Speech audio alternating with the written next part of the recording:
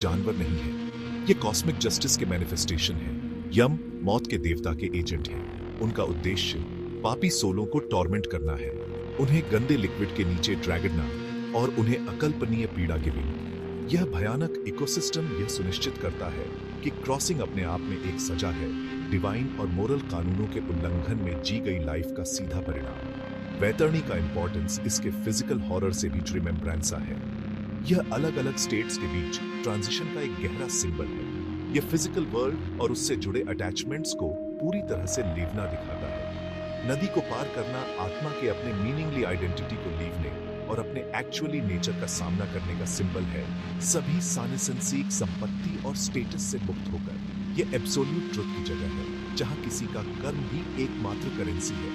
नदी एक महान प्यूरिफायर का काम करती है, लेकिन प्यूरिफिकेशन की प्रोसेस अशुद्ध के लिए पेननाक होती है। यह आग से एक ट्रायल है, या इस माफसी से गंदगी से एक ट्रायल, जहां आत्मा को उसके आंतरिक गुणों के अनुसार जज और सॉर्ट किया जाता है, जो उसने जीवन भर के विकल्पों और एक्टों से कमाए हैं। गरुड़ पुराण एक पावरफुल कोट देता है, जो इस डर के सार को कैप्चर करता है।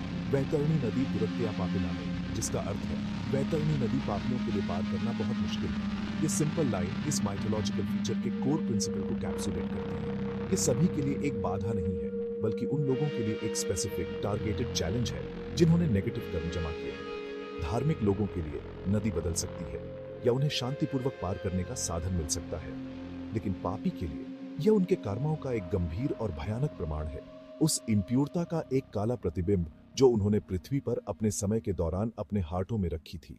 नदी असल में उनके अपने सिन का एक मैनिफेस्टेशन है। वैतरणी के पार का सफर एक गहरा विरोधाभास है, जो किसी के मीनिंगली कर्माओं के आधार पर दो पूरी तरह से अलग एक्सपीरियंसेस की कहानी है। पापी आत्मा के लिए सफर डर से शुरू होता है। यम के भयानक दूतों यमादूतों द्वारा घसीटकर आत्मा नदी के किनारे कांपती हुई पहुंचती है।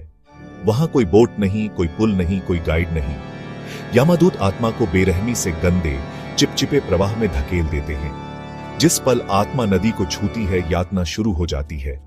एसिडिक लिक्विड सूक्ष्म शरीर को जलाता है, जबकि गहरे के राक्षस बींग्स चिपक जाते हैं, उसके फॉर्म को फाड़ते हैं।